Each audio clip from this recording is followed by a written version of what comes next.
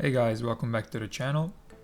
Today we are racing at Pottstown. This is a PA State Championships, and unfortunately in this race I did crash, and I was really hoping that I wouldn't have to make another video like this, but you know, it is what it is, and we'll see it. It happened really pretty early in a race, lap 3, so we'll watch the race. I'll go over how the race went, and then we'll kind of see what happened in a crash and what could have, how I could have avoided that. Unfortunately these things happen, and I think, in cycling or in general in life, we think we're invincible or nothing will happen to us until it happens. And I think, cycling is one of those sports where, anything can go wrong. It doesn't have to be your fault, or, it could be, but you can be taken out and injured, or something can happen where, it's not necessarily in your control. So that's kind of a little bit what I want to talk about today. And here, the race just started, but the official didn't. I think the motor guy wasn't able to start his engine or something, so we had to kind of wait for him. But everybody's on the edge. This race started very aggressive, and here he comes, and I take the front right away. I wanted to kind of avoid the big group, the pile-ups. It's a new course, nobody really knows the corners yet. I want to take the clean lines in the front, and just kind of be away from a group. So I take the control. Nobody really wants to take the front, and I don't mind. So this is a neutral lap still, but even on neutral lap, I was I could hear people behind me getting really aggressive, fighting for spots, yelling at each other. So everybody was kind of on the edge, which makes sense, but then again, it doesn't. The course is pretty wide actually. It's not like the last course at a Pickle Juice where it was kind of narrow. It was a parking lot, kind of dryways. This is actually really wide. The field was supposed to be 66. I'm not actually sure how many people showed up. I did not count, but it was a decent amount of people. And as you can see, the roads are obviously really wide enough that anybody can fit. You don't really need to take crazy adjustments for the corners, etc. So here, I don't know this guy, but I do think this guy ended up, and I don't think he was involved in a crash. There were some Kelly guys as well. They're all fast, very aggressive guys, and he's already pushing me here. You can see that. So I was kind of ready for it though. I was expecting this.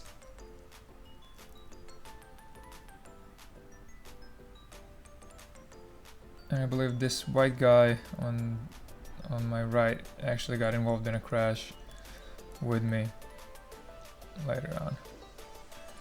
So here the race is about to start. Yeah, this is lap 1. And you can see already we're elbowing for the position here.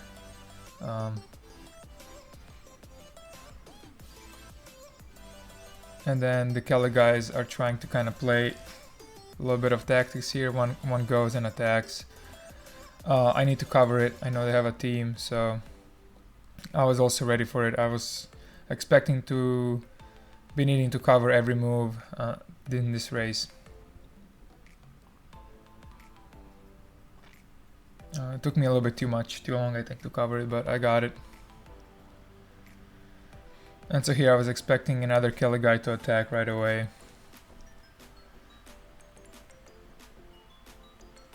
But that didn't happen, and then I think Nathan actually pulls through.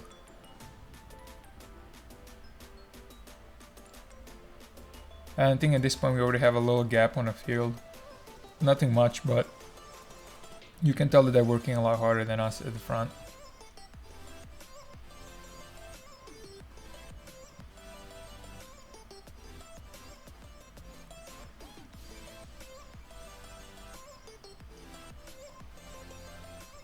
Here it comes down a little bit.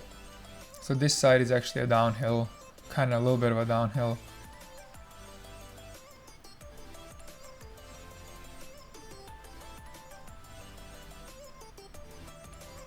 and I go to the finish line straight, which is as well a little bit of a very slight, maybe half a percent downhill. Yeah, we got a good group. There's there goes again. I know I gotta follow. I slide in here. So far pretty good. You know, I'm feeling good for the race. I actually tapered this week, or the week of the race, so I felt pretty good. Got a lot of power. I was ready to go.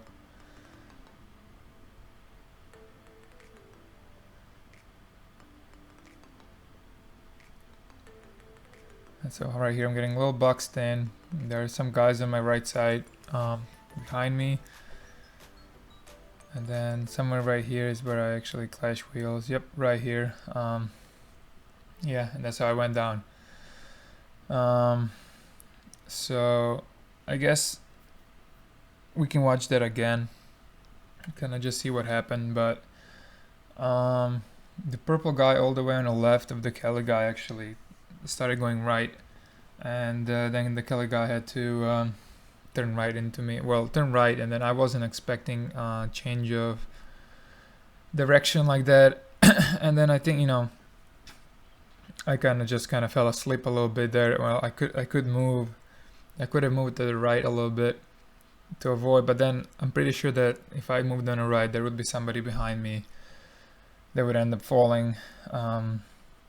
Because when I race this race, for example, I know there was a turn coming up, and I know it's a wide turn on the left, so I'm not expecting any lane or line changes before the turn, since the turn is, you know, relatively wide and anybody can fit. So in my head I'm already planning on how to take the corner, and as I'm thinking about a corner, you know, I don't see that wheel, and that is probably my fault, where I should have been more alert at what's happening right that second in front of me. Yeah, I guess you learn on the hard way. There were some guys that fell behind me. Hope you guys are alright. As far as me, I'm pretty banged up. As you can see in the pictures, my back's messed up. I think I have a bruised rib and bruised hip and bruised left knee, but I'll be okay. I'm finally back on a bike this week. It's been a while, a couple of days off. I'm slowly getting back. My bike is completely totaled. My frame cracked, my fork cracked. So fortunately, Canyon has a good crash replacement policy where they will send you a new frame for relatively cheap. So I actually got that. The new bike's coming. So we'll try and film the rebuild of that at some point. But yeah, I guess as I started this video off, you know, for new riders especially, just know that, you know, there's a lot of risk that goes into bike racing. You don't really think about it, you don't really want to think about it, but, you know, these things happen. And if anything, just, you know, at least have a bike insurance or something. I know those things are, I think, about $10 a month, maybe $20 a month, but man, it's really worth it if something like this happens. Like, I was lucky Kenya had a good warranty, but if it didn't, you know, it's just the money down the drain for a race that, you know, really doesn't matter at all. So yeah, I guess, you know, and then when you fall like that, motivation is really low to go back to racing. You know, I'm still recovering mentally. I think it's the biggest hit, where it's like, why why do you do this? You know, what's the reason behind racing like this, where it's, you know, if something happens, something could go horribly wrong, and then what do you gain from that race? You know, it's like kind of pros versus cons, right? So yeah, I think, you know, we all have our own motives and whatever drives us to race, but, you know, just be realistic. Protect yourself, have a good insurance, have a good health insurance, especially if something happens. But luckily for me, I'm still pretty big from rowing, so I think my body just protects me from any, you know, bone breaks or whatever. But, and luckily nothing like that happened. But yeah, physically I'm okay. Mentally, I still need a little bit of more time to come back. As I said, the motivation's low. I need to find a goal. I need to, you know, realign myself for next year, which I think is going to be the biggest thing to kind of do right now. Kind of maybe take a couple of weeks off. And yeah, about it, guys. Thank you for watching, and thanks everybody that reached out to me. All my Road Rash friends, my VESELKA teammates, Claudio, Jesse, Nathan, you guys rock. Can't wait to race with you guys again. And yeah, thank you all for watching.